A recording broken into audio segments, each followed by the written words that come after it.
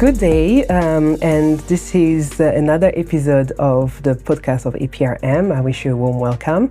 Today we have the honor of welcoming Honorable Amos Lugoloobi, who's the chair of the APRM Focal Point Committee and the State Minister on Planning and Finance from Uganda. Mr. Chair, it is an honor for me to host you today. Welcome. It's my pleasure to be here. Yes. So thank you so much for having me with you in this discussion. Thank you so much for making the time to join us today. Oh, it's a pleasure. I had to travel all the way from Uganda to South Africa. It's indeed very exciting. Correct. Thank you so much. It's an honor. Honorable, you're here today on a very specific mission to South Africa, and you have come to the APRM offices, and one particular objective of the mission was to consolidate the plans for Uganda Chairship for the next 2 years. Yes, and congratulations on that for assuming this chairship, Honorable. If you allow me, I'd like to ask a few questions so that the people following us can get to understand a bit more what the APRM is, the role of Uganda, the vision of Uganda for this next 2 years. And with that, I'd like to start with the later, which is if you can elaborate a bit more about the vision which Uganda has for the APRM. First of all, let me begin by appreciating the APRM, particularly the APRM Secretariat and the entire APRM fraternity for finding it worthy to get Uganda to assume the chairship of the APRM in the next 2 years.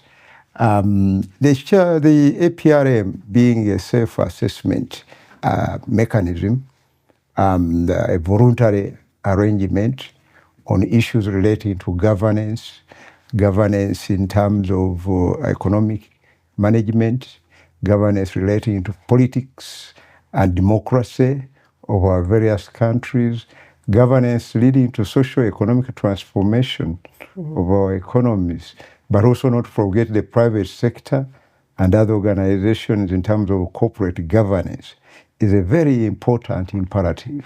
There's nothing that you can do without good governance. To that extent, we have spent 23 years, I think, doing the APRM activities in terms of promoting good governance in all spheres of economic transformation and socio-economic transformation. And there's no end to it yet, because we still have a long journey to walk. And during our tenure, really, we have a huge mandate to pursue. We have, for example, been doing a lot of diagnostics of our various jurisdictions. Various countries have been assessing themselves, and out of peer arrangements, they have been reviewed at the APR Forum of Heads of State. So we really have a lot of content about a number of countries that agreed to be reviewed, and that content now should be turned into reality by member nations preparing national plans of action, which many have actually done, and they have also prepared progress reports about how far they have gone. Of course, there have been challenges associated with how to deal with the plans of actions arising from the assessment reports, the review reports. The challenge has been, how do you integrate these plans of actions into their national development plans so that they can be implemented? And secondly, how are they financed? How do we integrate these into our budget formulation arrangements to make sure that resources are actually allocated? In Uganda, we have tried to do the necessary alignment between the National Planning Authority and APRM activities. In fact, we have placed this APRM Secretariat under the National Planning Authority. So all the NGC, National Governing Council operations, are domiciled within the National Planning Authority. And that has made it very easy for us to integrate our findings within the review process, the APRM process, into the national development plans. And because our national development plans are linked into the budget through the program-based budgeting tool, it becomes easy to implement our findings. And therefore, we have reporting mechanism biannual. The Ministry of Finance is required to report on how well we have performed in terms of financing the various programs of government, including the APRM findings in the National Plan of Action. So ideally, we have a mechanism that is well integrated in our development agenda. For example, years ago when we did our base review, we looked at the management of petroleum, oil. At that time we were trying to explore oil. And today we can report that this June we are beginning to sell our first oil, and we're expecting substantial sums of money. Yeah, and during the review, we are advised on how to manage, the oil resources. And we made sure that we integrate all these requirements within our petroleum laws. So now we can confidently say that oil is not going to be a cash, but a dividend to our countries. Now, as we assume the chairship, we want to make sure that these diagnostics we have done, appearing in many of these reports, get implemented. There are various policy findings, there are various principles and standards that we have come up with, but to date have not seen the day of light. Now, during our chairship, we need to make sure that we dialogue with everybody concerned to make sure that what we have identified is actually implemented. For example, there are a lot of infrastructural gaps amongst us to integrate our economies, to talk about the Pan-Africanism we always sing about. How do we integrate our economies without infrastructure connectivity? Infrastructure in terms of the road network, rail network, by air. Sometimes when you are moving from an African country to another African country, you have got to go through Dubai. Can you imagine the amount of time that you lose? You wouldn't have a direct flight. Until recently, we did not have a direct flight between Uganda and South Africa. Now it takes me only 4 hours. Before, it would take us 12 hours.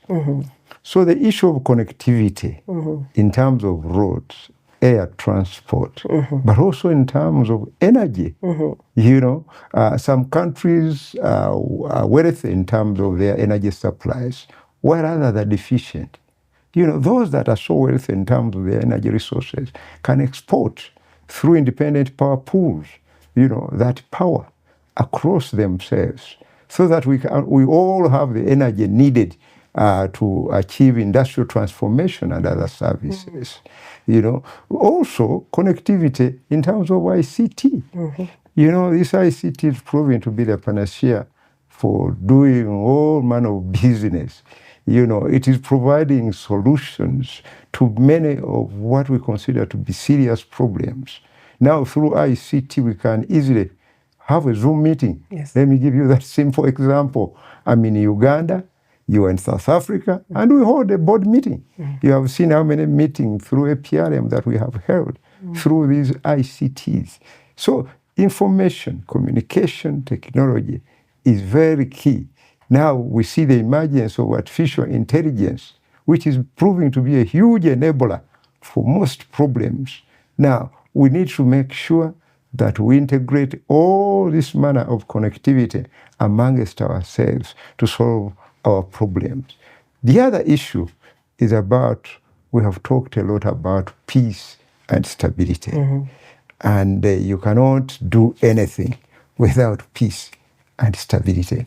Now, this is the time Uganda will be pursuing all our member nations to ensure that we promote peace other than instability. You know, we need to see peace amongst ourselves and to value the importance of peace.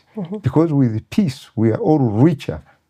And without peace, we just keep demolishing ourselves. We even lose what we have. So Africa desperately needs to address the problem, the issue of peace and stability amongst ourselves. We have seen so many people migrating from their home states into other jurisdictions because of simply lack of peace. So we are going to promote the idea of talking to one another in order to promote first connectivity, then peace and stability. Now, we also need to address the problem of the youth bulge. When you look at our demographic pyramid, the population pyramid, you realize that the young people actually almost constitute 70% of the population in many countries. And that can both be what we call a demographic dividend or a demographic curse. It becomes the curse if you don't harness, that young population by educating them, by skilling them, and finally, by employing them. We realize that there's a serious problem of unemployment across Africa. And this is one of the issues that we are going to try and promote among member nations. Realize that we have an elephant in the room. And that elephant is the unemployment in Africa. And unless we address it, you are going to see many countries being overrun by Gen Zs, as they are normally called. The Gen Zs, and I'm sure you're one of them, are going to overrun nations, in search for jobs. Yes, you can provide the roads. You can provide the water that we all need. You can provide the electricity, but you will not have resolved the problem that Gen Zs are looking for. A Gen Z is looking for money to buy a meal.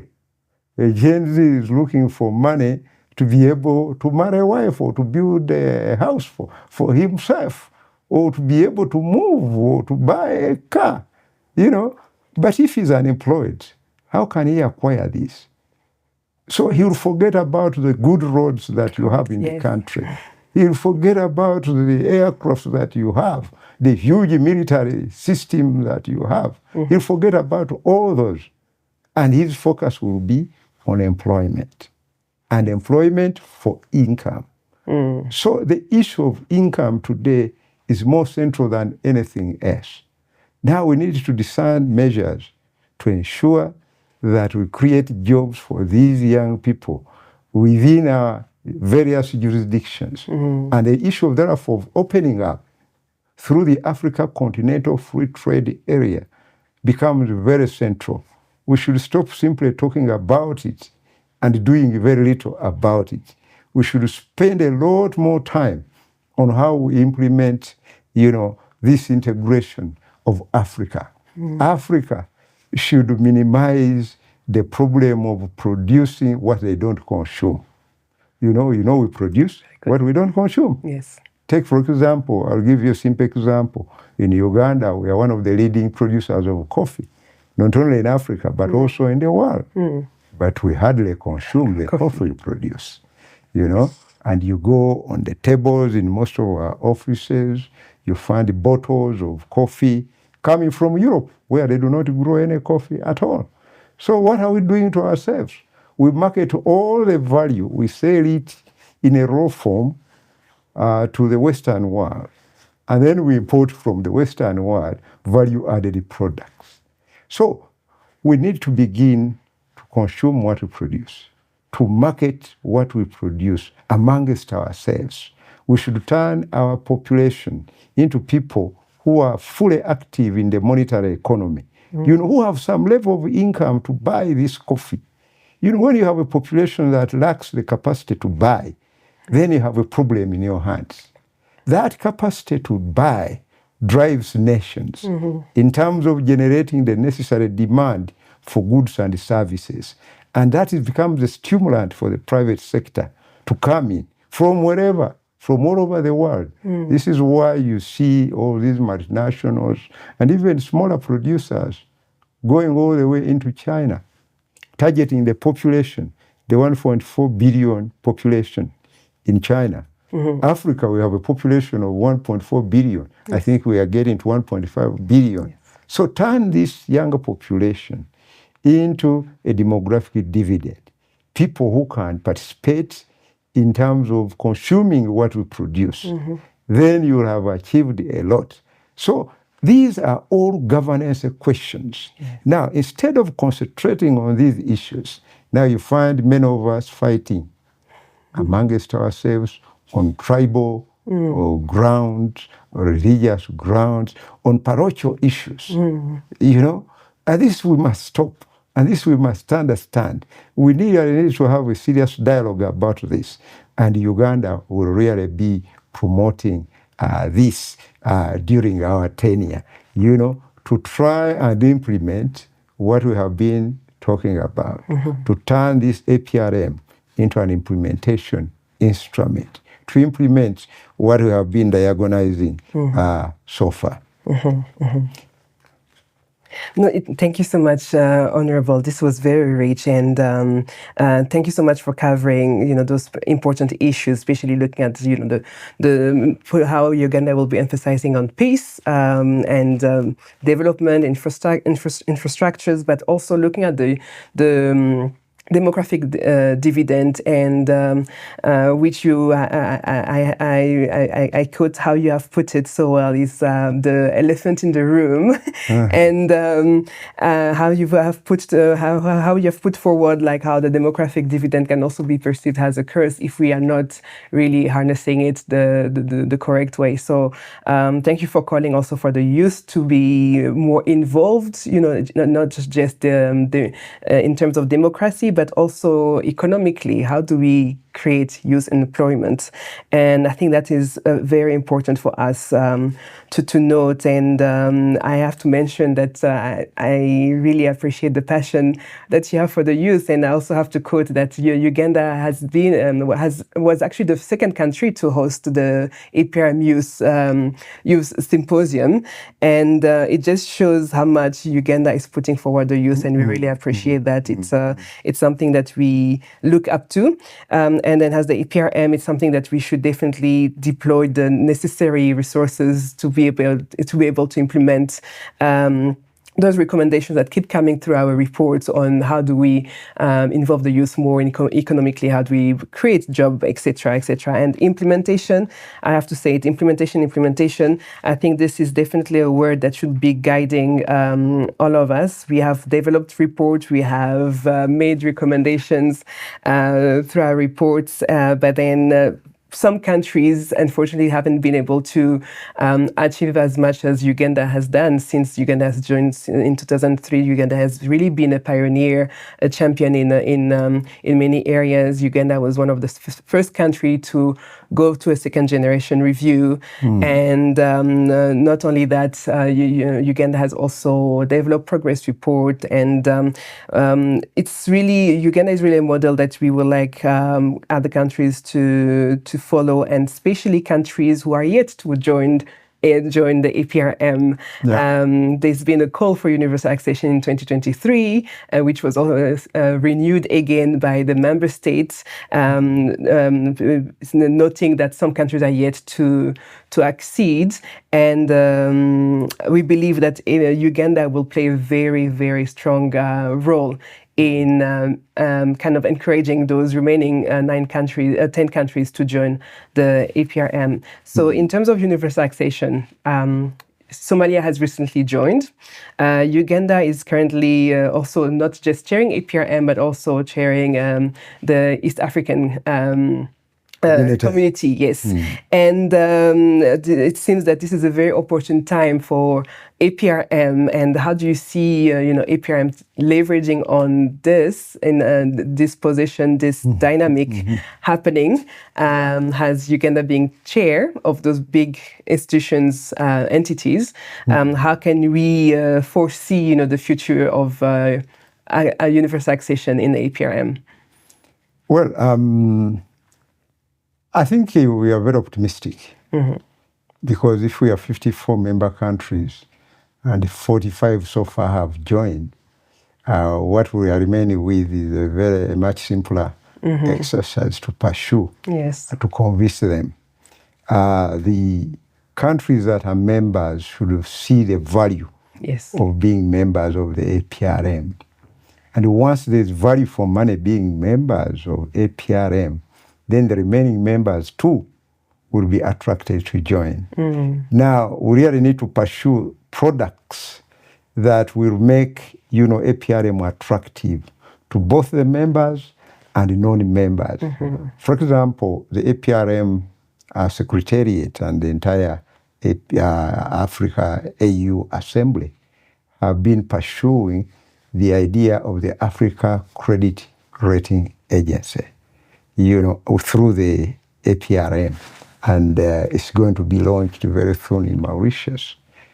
That's a very important product because we have been rated by these international credit rating agencies, which are not from Africa. But because of their various negative perceptions, they have been rating us very poorly. And the moment you are rated poorly, it means you may not be able to access concessional borrowing, from lenders. It becomes difficult. Those who decide to provide you money will actually provide that money at a very excessive cost in terms of interest payment and other conditionalities attached to that money. So it becomes very difficult to access credit.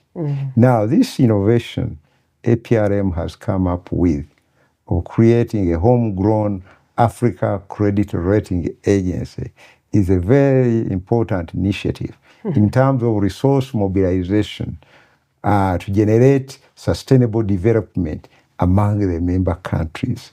So such initiatives will actually draw a number of countries to become members of APRM because the products are there for anyone to see.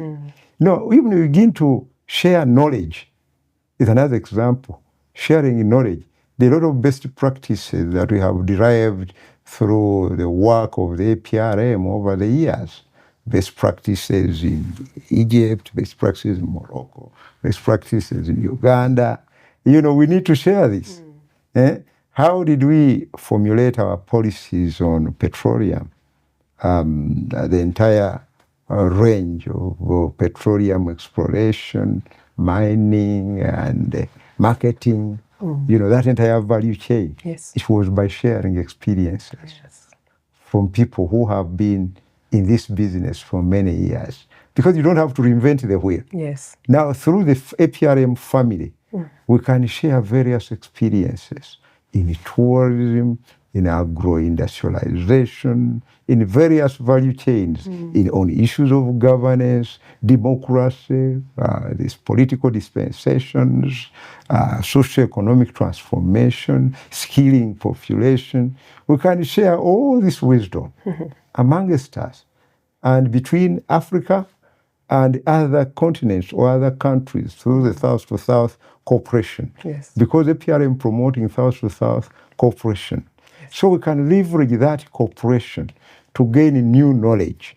And this is what I've been talking about, that we need to see more value, through the APRM. And by that, so doing, these 9 countries, the remaining countries, or 10, will come running to join the APRM. So we can easily talk about universal accession within the next 2 years.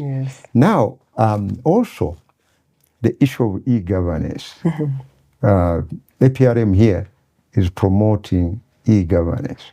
And you have done a lot of work in terms of developing an issues paper on e-governance and came up with a number of solutions. We need e-governance if we are to become efficient and effective in our economies, to provide e-solutions that run our economies. In terms of delivery of services, for example, the management of health services in a country can be done using e-solutions. electronic solutions. The issue of managing our taxes, can be done. E-procurement, even managing the army, solutions are available. All these, are lessons that we can learn through the family of APRM. So I think universal integration cannot be really beyond our sight. It is something that we can achieve during our tenure of 2 years as chair of APRM. Yes, thank you. Thank you so very much, Honorable. We have really taken note, and I think for us it's very exciting to see that APRM is writing a new page of its history. And I just want to quote that you have made a very good point in terms of talking about the value creation that APRM can do through its product, like the credit rating, the e-governance initiative and all. And those are some products that we can actually sell or approach countries to join us on board and achieve this universal integration. And thank you so much for also giving us some example, very pertinent example from Uganda on how Uganda, when it comes to the petroleum, the petroleum new phase that Uganda is undertaking now is it's something that that has emanated from the APRM review process reports, and some of the implementation that has come of it has led us to where Uganda is standing today. And I think we should maybe create more of those platforms where Uganda and other countries can share more of those practices to encourage countries that have not yet acceded to join, and on that basis also benefit from those experiences. Yes. I don't know if you have a little word for the end. Yeah, of course, time is not our best ally. Yes. But we have really a number of bottlenecks. Yes. And our President Museveni, actually highlighted about 13 bottlenecks bedeviling our development as Africa. Now, if we tackle one by one of these, I'm sure we shall achieve the transformation that we are looking for. Yes. So we really have an opportunity to sit and dialogue on the issues associated with these bottlenecks and finding lasting solutions to these bottlenecks. If we deal with those ones, Africa will become one, everyone will be yearning to come to Africa. Because Africa will now be identified not as a continent that is stagnant, but a continent that is experiencing modernity and total transformation. All right, Excellency, this year we're celebrating the 23 years of APRM. So, and the theme of this year has been anchored on the 13 bottlenecks that Uganda has promoted. Can you tell us a bit more about these 13 bottlenecks and what APRM can hope to achieve in that regard? Thank you. Yeah, well, President Museveni made a presentation at the AU APR Forum about what he perceived to be the bottlenecks bedeviling Africa's transformation. He did articulate these at length, and since then, APRM has gone further to do an audit about them. Yes. And these are meant to generate the necessary policies and the principles that definitely will be adopted by the AU General Assembly, because they have been well received by almost all member countries. For example, the first one being the weak states.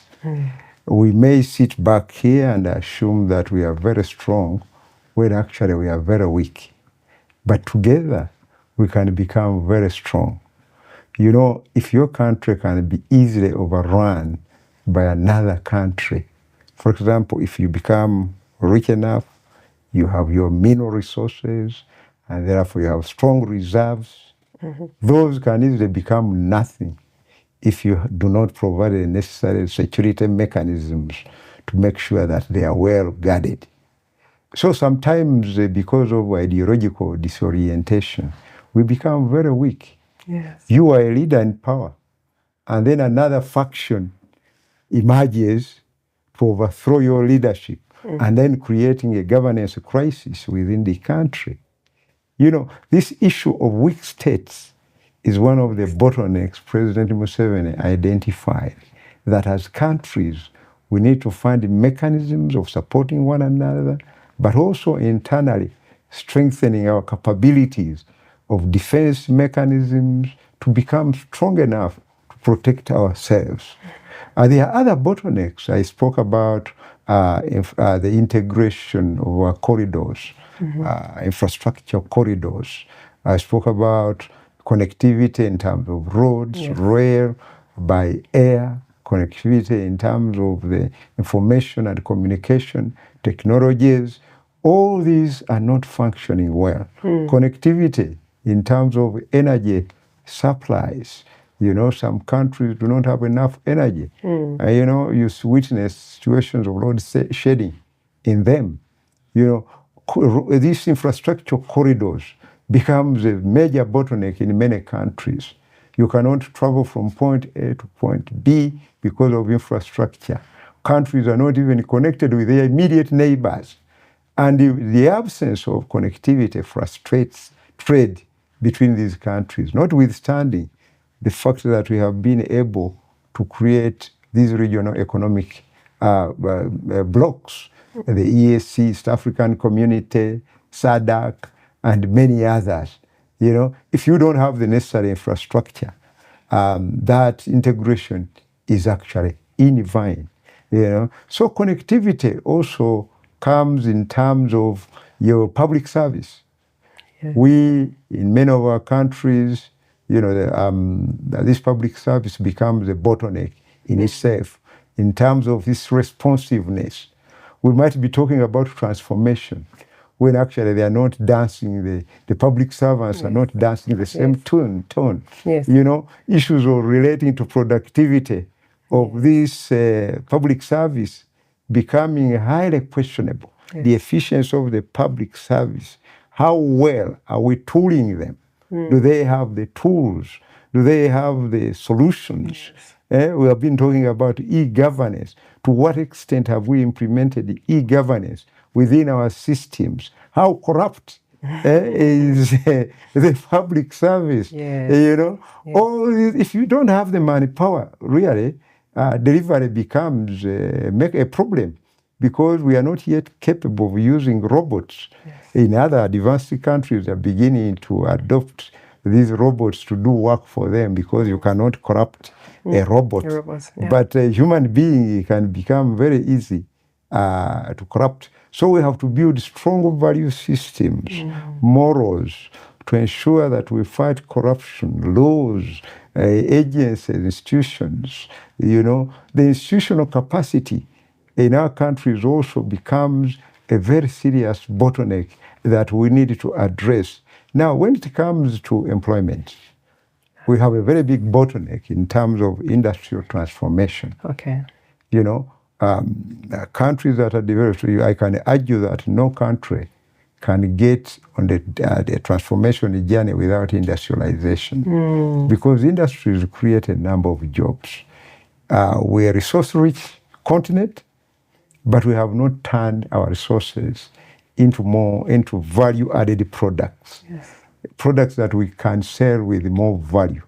You need to industrialize in order to process your coffee, you know, to move it from being a raw material, these raw beans, into soluble coffee that people can consume, to turn your minerals, some of your minerals, the lithium, into batteries people can use in running vehicles. Instead of selling the lithium in a raw form, you sell it a value-added product, turning your gold into refined gold. You know, before we took a policy to refine our gold in Uganda, where the value was very significant. We could hardly talk about it. We started refining our gold.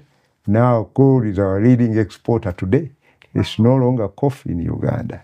We raise over $5 billion, annually from gold alone. Yes. So we really need to industrialize our economies, do the mineral beneficiation, add value to your minerals. Africa has a lot of minerals underground. We have a lot of forests, flora and fauna, which we can turn into pharmaceutical products.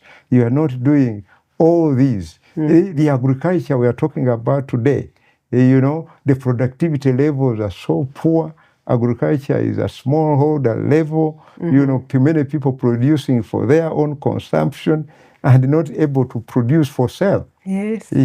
So all these smallholders, we need to turn agriculture into something else. So all these have been serious bottlenecks in Africa, and many others. We can go on and on, but I've tried to highlight a few of them. There's 13. So we need to address all these bottlenecks if we are to transform the African continent. Yes, thank you.